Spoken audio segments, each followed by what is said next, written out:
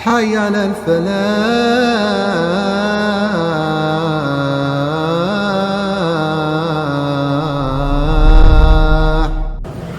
السلام عليكم ورحمة الله وبركاته.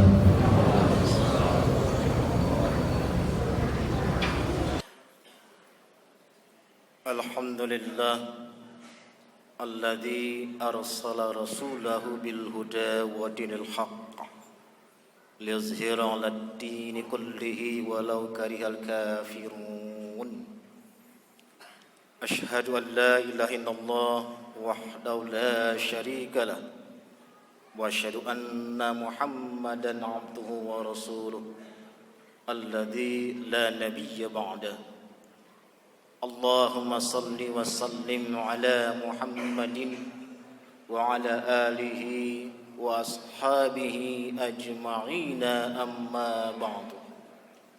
قال تعالى: أعوذ بالله من الشيطان الرجيم. بسم الله الرحمن الرحيم.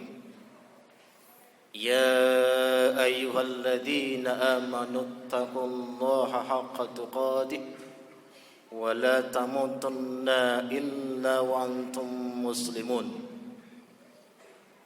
وقال أيضا: بسم الله الرحمن الرحيم.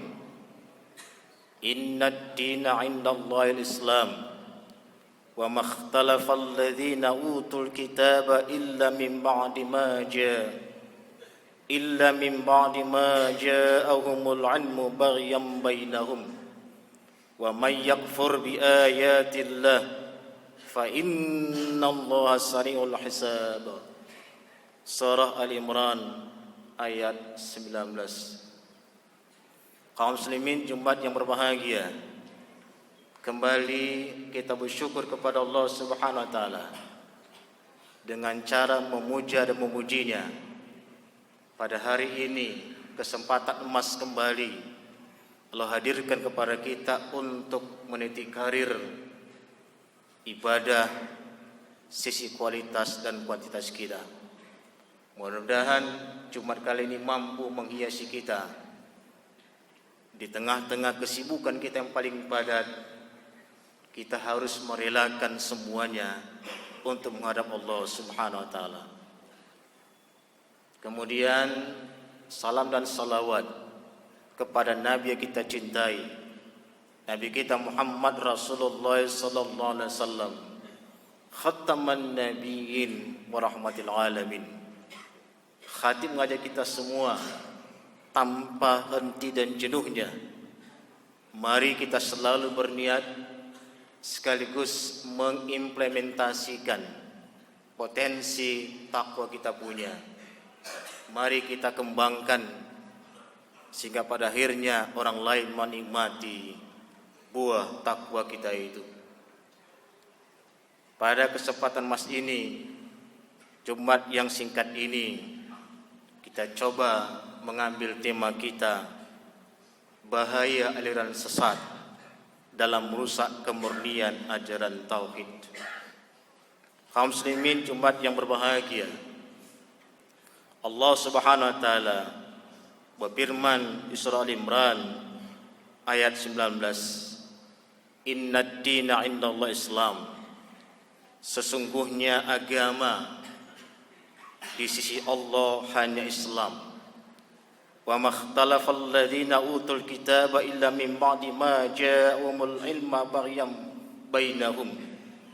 Tiada berselisih orang-orang yang telah diberi Alkitab kecuali sudah datang pengetahuan kepada mereka karena kedengkian yang ada di hati mereka. Wa may yakfur bi ayatillah, barang siapa engkar dengan ayat Allah, fa innallaha sari'ul hisab, sesungguhnya Allah sangat cepat menghisap manusia.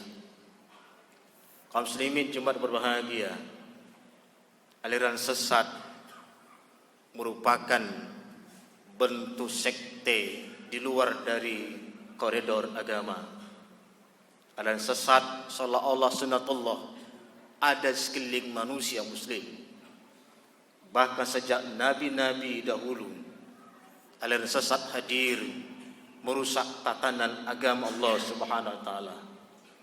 Kita bisa melihat ketika Nabi Musa alaihissalam, Allah perintahkan meninggalkan umatnya setelah terusir dari Mesir oleh Fir'aun.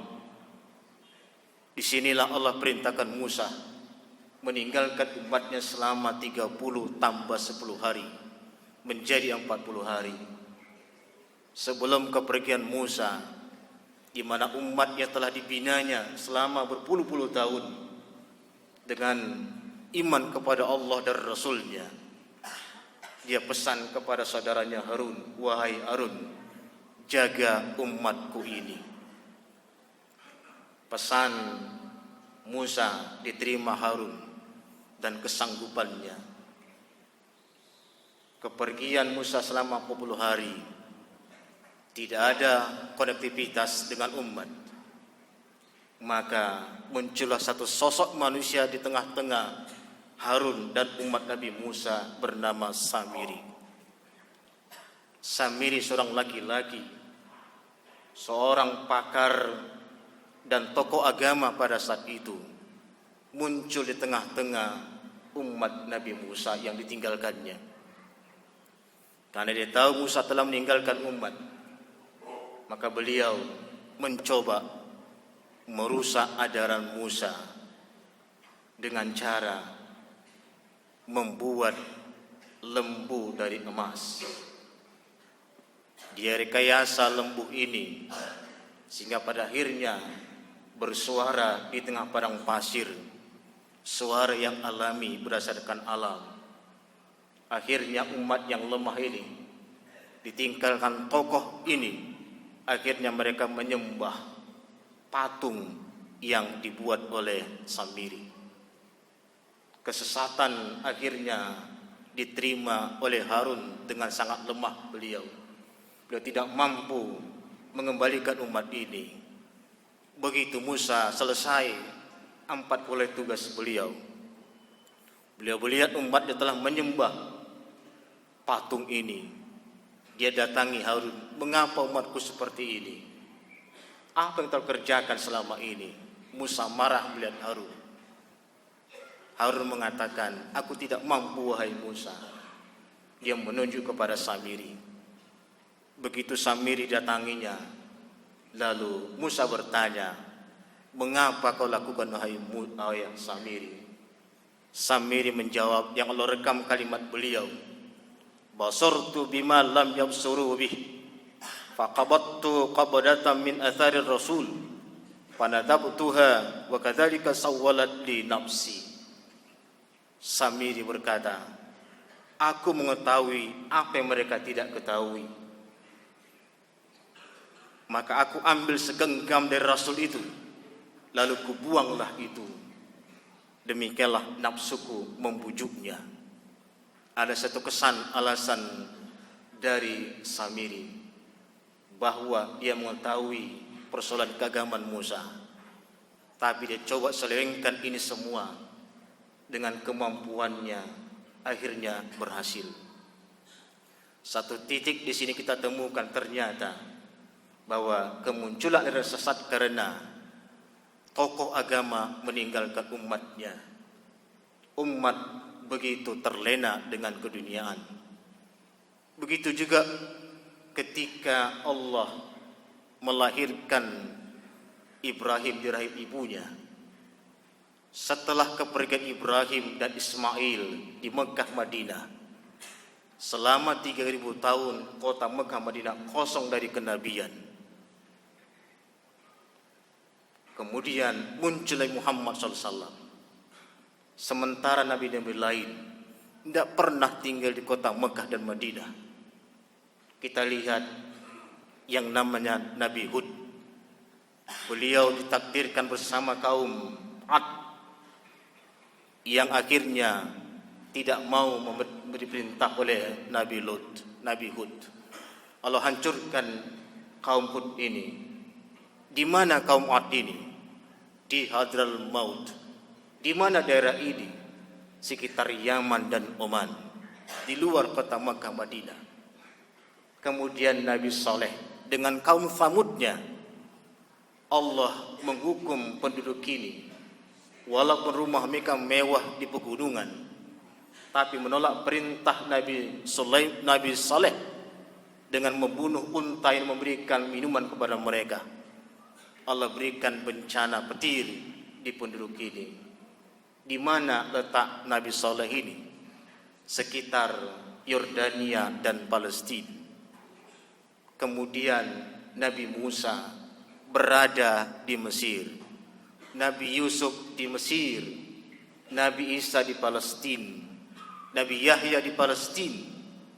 Dan akhirnya bisa kita katakan, sejak kepergian Ismail, Mekah Madinah kosong dari kenabian selama 3000 tahun lamanya. Bisa dibayangkan kota Madinah ini tidak ada tokoh agama, tidak ada nabi, maka jahiliyah pun muncul di sini. Untuk itulah bisa kita katakan Rasulullah meneruskan ajaran Ibrahim tentang tawaf dan sa'i. Tidak ada pernah Nabi Musa mengajarkan tawaf dan sa'i. Tidak pernah Nabi Yahya mengatakan tawaf dan sa'i. Hanya 3 nabi mengajarkan itu semua: Ibrahim, Ismail, dan Muhammad sallallahu alaihi wasallam. Inilah Nabi Muhammad hadir di tengah-tengah umat untuk mengembalikan umat yang telah jauh dari Allah Subhanahu wa taala. Tetapi kemudian ibadah inilah yang muncul dibuat Ibrahim. Allah mengatakan di surat Ali Imran ayat 96, Inna awwala baiti wudi'a lin-nas lalladzi bi Bakkah mubarakan wa hudan lil alamin. Sesungguhnya yang pertama dibuat Baitullah itu untuk manusia adalah Ka'bah yang diberkahi dan petunjuk bagi alam semesta. Ternyata yang pertama menciptakan ibadah rumah adalah Ibrahim. Nabi Nuh tidak kenal rumah ibadah, Nabi Hud tidak kenal rumah ibadah. Yang kenal pertama adalah Ibrahim. Terus lanjutkan nabi-nabi sebelumnya. Ada 2 konteks ini. Menahan bahaya dan sesat adalah ulama jangan meninggalkan umatnya. Kehadiran masjid sebagai tempat wadah memberikan penerangan umat. Tetapi begitu pun sesat terus bermunculan. Begitu Rasul meninggal dunia, ada sesat kembali bermuncul. Muncullah nabi palsu seperti Musailamah al-Kadzdzab dan sebagainya sampai hari ini. Ini membuktikan ternyata ada sesat. Semacam sudah sunnatullah tanda petik bagi kita seling kita. Tetapi 2 yang penting dalam ini adalah ulama jangan meninggalkan umatnya dan umat jangan membenci ulamanya. Kalau 2 lembaga ini berseberangan jalan, maka dipastikan yang rugi adalah umat. Dan satu lagi lembaga yang harus hadir, masjid.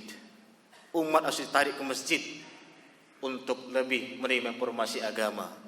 Inilah 3 titik lembaga yang tidak boleh tidak hadir dari umat kita hari ini. Ulama, masjid, dan umat adalah 3 sinergi yang tidak boleh dipisahkan untuk mengempang kehadiran yang sesat di muka bumi ini.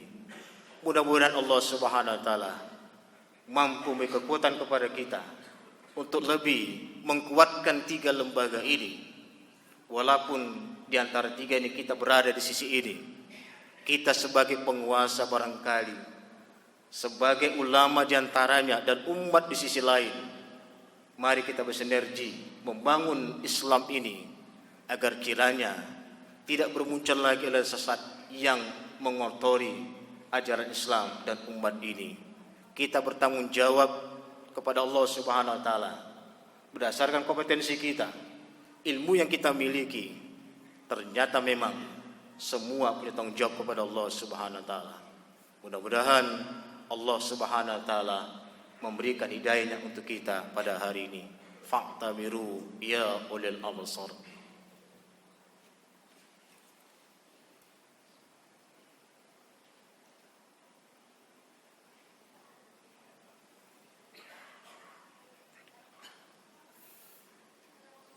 Alhamdulillah الذي أمرنا بالاتحاد والانتصام بحبل المتين أشهد أن لا إله إلا الله وحده لا شريك له وأشهد أن محمدا عبده ورسوله الذي لا نبي بعده يا أيها الناس اتقوا الله لعلكم ترحمون قال تعالى بسم الله الرحمن الرحيم وأطيعوا الله وأطيعوا الرسول واحذروا فإن توليتم فاعلموا أنما على رسولنا البلاغ المبين.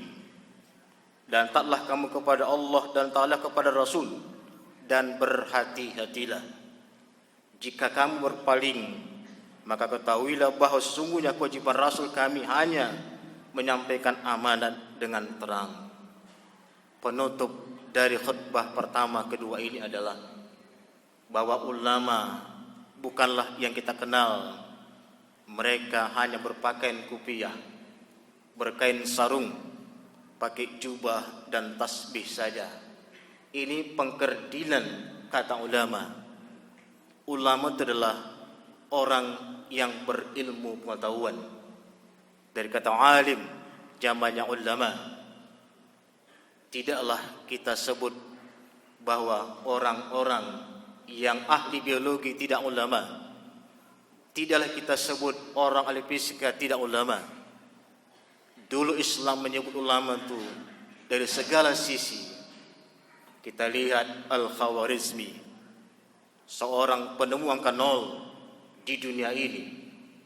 Beliau seorang ulama, menciptakan umat agar bisa menghitung-hitung dengan angka nol. Bisa kita bayangkan kalau sampai hari ini umat tidak mengenal angka nol itu. Siapa menciptakan tangga nada? Dari do, re, mi sampai do kembali. Itu ulama Islam menciptakan itu semua. Jadi mereka-mereka ini sampai hari ini bisa dibayangkan begitu indahnya alam kubur mereka, karena telah memberikan pencerahan kepada umat dengan ilmu mereka. Maka kita semua ulama, para guru, para dosen, dan semua tim pengajar adalah ulama. Mari kita cerahkan umat ini dengan ilmu kita. Karena tanpa ilmu yang kita miliki, timpang mereka dalam beragama. Itulah kita niatkan kepada Allah. Man sanna sunnatan hasanatan. Barang siapa mengembangkan kebenaran yang baik itu, maka pahalanya untuk orang yang melakukan dan orang yang mengikuti. Dan kata akhir dari ulama adalah mencipta. Sebagaimana kata Allah, Iqra bismi rabbikal ladzi khalaq. Awalnya membaca, akhirnya adalah khalaq, mencipta, membuat karya baru di umat ini. Inilah keinginan Allah kepada kita semua, bahwa sesungguhnya umat jangan tinggalkan ulama. Ulama harus menangi umat, kan itu semua berada satu titik yang namanya masjid. Mudah-mudahan 3 titik ini mampu kita jaga agar kiranya umat tidak tersasar kemana-mana, terutama masuk dan sesat yang kita duga sampai 300 jumlahnya di Indonesia ini. Qala ta'ala, inna malaikata yusalluna 'alan nabi ya ayyuhalladzina amanu sallu 'alaihi wa sallimu taslima. Allahumma salli 'ala Muhammad wa 'ala ali Muhammad kama sallaita 'ala Ibrahim wa ali Ibrahim wa barik 'ala Muhammad wa ali Muhammad kama barakta 'ala Ibrahim wa ali Ibrahim innaka Hamidum Majid. Allahumma ighfir lil muslimin muslimat wal mu'minina wal mu'minat al ahya minhum wal amwat. Rabbana zalamna anfusana wa illam taghfir lana wa tarhamna lanakunanna minal khasirin. Allahumma ighfir lana dhunubana ولوالدينا وارحمهما كما ربونا صغارا. ربنا آتنا في الدنيا حسنة وفي الآخرة حسنة وقنا عذاب النار والحمد لله رب العالمين. أقم الصلاة.